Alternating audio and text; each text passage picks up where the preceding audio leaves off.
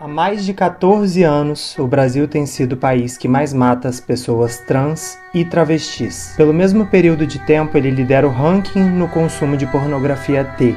Na época da ditadura militar, as travestis andavam com uma navalha debaixo da língua com a finalidade de se proteger de agressores e policiais. Então, quando elas estavam em perigo, elas tiravam a navalha debaixo da língua e se cortavam.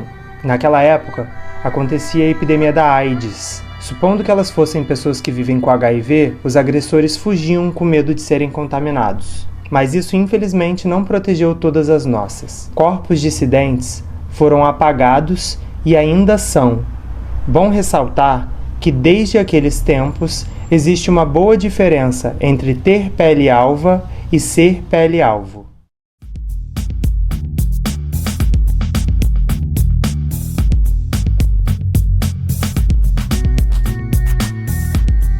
Navalha debaixo da língua.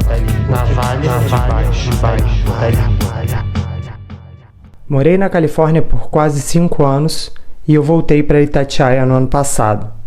Itatiaia é uma cidade localizada no interior do estado do Rio de Janeiro, na região sul-fluminense. Agora eu volto ocupando outro lugar e com a necessidade de me reconectar com as pessoas que me despertaram a arte no passado. Mas eu também quero descobrir os novos artistas da região e entender o nosso novo cenário. Meu nome é Luma, sou racializada, tenho 34 anos e eu sou travesti. Minha infância foi brincando de arte. Eu pintava muro e os meus pais me davam muita liberdade para isso. Eu pintava a parede da varanda de casa, inclusive depois de anos e anos a gente mudou dessa casa, a gente foi reformar a casa. Quando foram descascar a tinta da parede, começou a surgir desenhos meus de quando era criança na parede, sabe? Brinco hoje de que tudo que eu brincava quando era criança virou minha profissão. Tudo que eu brincava, eu em algum momento fiz sendo profissional. Esse é o Rafael Fiorato, diretor e ator de teatro, professor de arte e artista plástico. Rafael é um homem cis branco de 42 anos. A gente se encontrou nessa conversa no espaço do Rafael, que é uma floricultura chamada Haribu e que também está se transformando num centro cultural. Foi uma noite chuvosa e sem luz. Ficamos um bom tempo no escuro só com a luz de emergência acesa. Quando eu penso na minha infância, aqui em Itatiaia, e no meu despertar para a arte, eu me lembro do Fiorato e do seu grupo de teatro que se chamava Aquários. A minha casa ela era colada no Teatro Municipal Oswaldo Mota. Eu me lembro de ficar na janela do quarto da minha mãe, olhando a galera do teatro, entrando e saindo daquela construção, que antes era abandonada, e de repente estava cheia de gente. Eu esperava eles começarem o ensaio, e aí eu corria até a janela do teatro e ficava bisbilhotando tudo. Eu cheguei a fazer algumas aulas de teatro com o Rafael. A montagem do Pluft de Fantasminha mudou a minha vida quando eu assisti. Eu entendi, ainda criança, que se tinha um lugar que eu me sentia bem e pertencente a algo era ali, no meio de gente que estava criando e produzindo arte.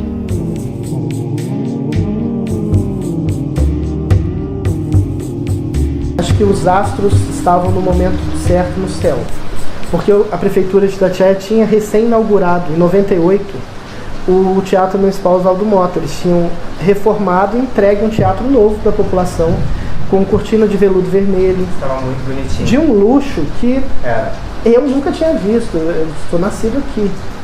Então, assim, eu nunca tinha visto um teatro daquele. Então, oferecer aquilo para uma comunidade era um ganho muito grande. Mas não estava sendo ocupado. Você nasceu lá, você deve ter visto a parte decadente, o auge, quando em 98 reformaram, né? E eu lembro que depois da reforma, quando eu vi, eu entendi o potencial daquele casarão abandonado, eu pensei, gente, é do lado da minha casa, eu vou ver muita coisa maneira, sabe? Tipo, agora é a hora de eu descobrir as coisas. E foram pouquíssimas coisas que as eu coisas vi lá. não chegavam, a gente não via acontecer o teatro em si.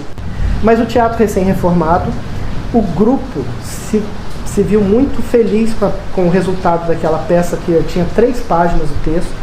Falou, Rafael, aumenta essa peça e vamos apresentar no Teatro Municipal. E aí eu fui e aumentei, a peça passou a ter 18 páginas. Mais personagens, que mais pessoas queriam fazer.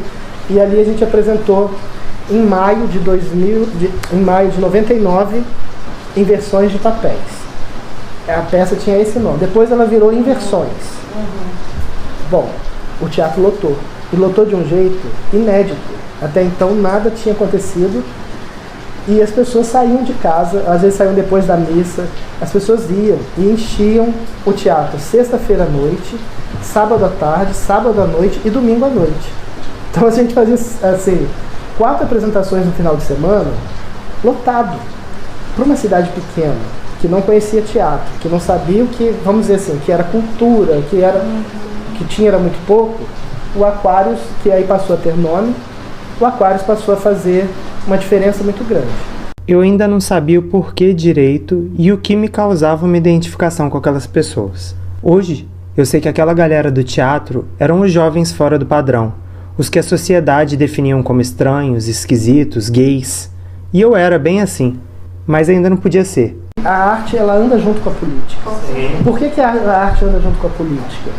Porque nos momentos de chumbo, né, nos anos de chumbo, foram os artistas que seguraram a peteca, sabe? As pessoas saíam nas ruas para brigar. Foram eles que foram presos, foram eles que foram torturados, foram mandados para fora do país. Então, assim, a gente assiste hoje essa discussão aqui sobre o passado do Aquários e a atualidade, mostra que a gente ainda convive numa sociedade que Itatiaia teve a maioria elegendo novamente, a maioria da votação, mais de 50%, eu não sei oficialmente, porque eu não quero ter nem esse desprazer de olhar. A maioria dos eleitores de Itatiaia reelegeriam um presidente que foi anti-vacina, foi anti-cultura, que quase acabou com a TV Brasil, que, se você for ver, a cultura foi jogada lá num canto e não tem mais Ministério da Cultura, agora a gente tem lá uma pastazinha, as pessoas daqui reelegeriam. Nesses anos obscuros que o Brasil viveu, bem no início do mandato do então presidente, em 2019, eu precisei sair daqui.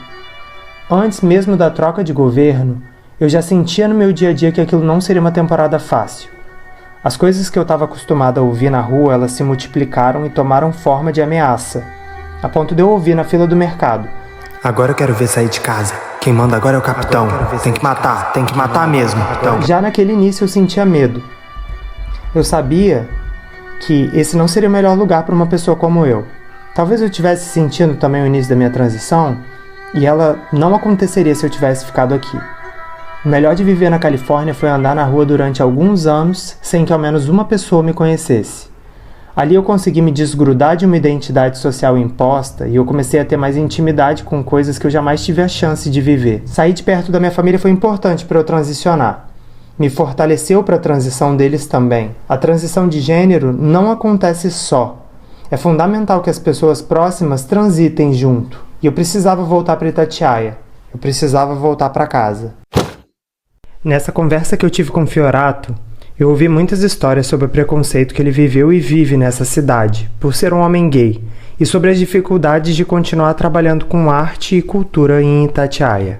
Nós estamos aqui dentro de uma sala que é um embrião de algo que eu acredito ser maior. Aqui em cima vai ser uma galeria de arte que eu pretendo terminar. Aqui vai virar uma loja, aqui essa sala vai virar uma loja de artesanato local. Eu quero abrir para os artesãos daqui, colocar artesanato aqui nessa sala. E a gente dialoga aqui na Haribu a cultura, o tempo todo. A floricultura é o pretexto financeiro para manter o espaço. Porque flores vende, planta vende, as pessoas vêm interessadas nas plantas. É o produto que eu tenho para vender. Chega uma hora também que cansa um pouco. Só que eu ainda não estou de tudo cansado, não. Esse lugar aqui ainda é um lugar de resistência, sabe? Nós somos incansáveis. Fazer arte no Brasil é um tombo a cada 2 passos, mas a gente se levanta sempre e continua seguindo.